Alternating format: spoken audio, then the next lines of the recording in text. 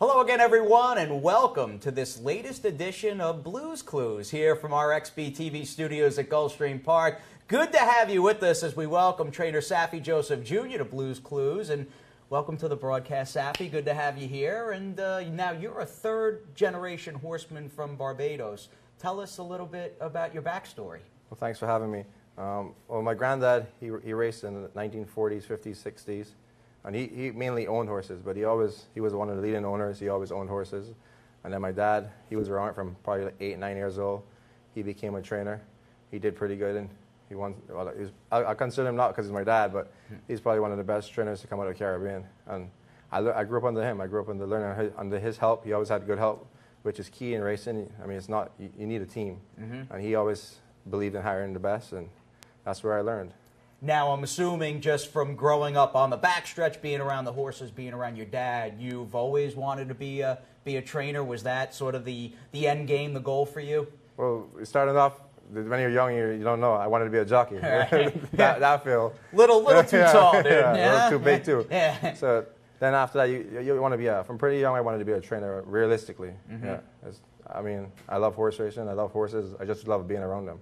Now, when did you come to the United States, and what's that transition from training in Barbados, coming to the U.S., and not having any horses? Tell us about what that journey's been like for you. Well, we came in 2011. Initially, we planned to. I had a good horse in Barbados. He was a Triple Crown winner, and he was going to come over here with 2 other horses we were going to bring, and then he got hurt right before in a freak accident. So we brought over the other 2 horses, and we bought some Turios in the Sill, and we started with a small barn, like 6 or 7 horses, and we built up gradually. What do you think when you look down your shed row and now you have how many head do you have currently? Right now we have 21, but we fluctuate because we claim obviously and get claimed from us. We fluctuate between 21 and 24. So it's got to be, I mean, obviously your journey is far from over and your career and all that. You're a young guy, but what's it like for you being here for 5, 6, 7 years and looking down the shed row and having a full barn and picking up clients? It's got to be a good feeling. Yeah, it's exciting. Each year we try to build on something, and like each year I think we've made progress, and that's the important thing. We've always made forward progress, and if you continue to do that, the sky's the limit.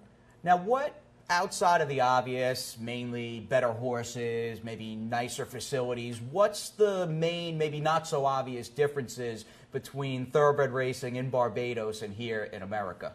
Over here it's more business, I'll say maybe more professional, more things are done.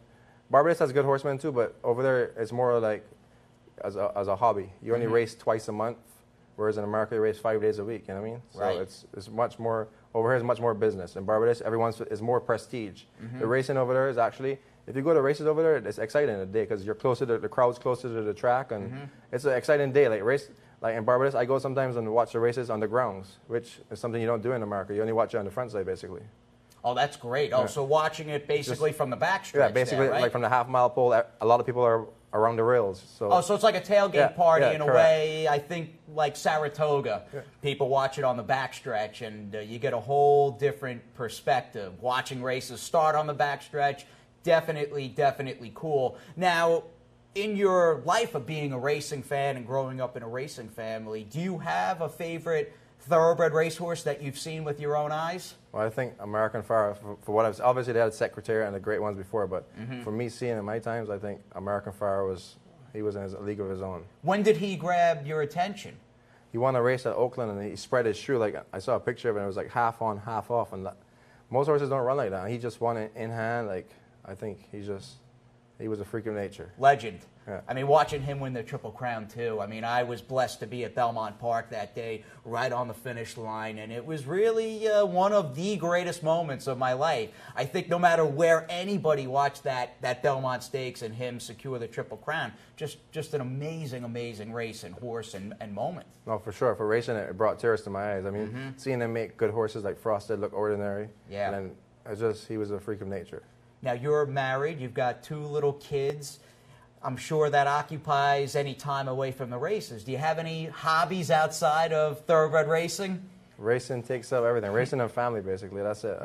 But I love racing.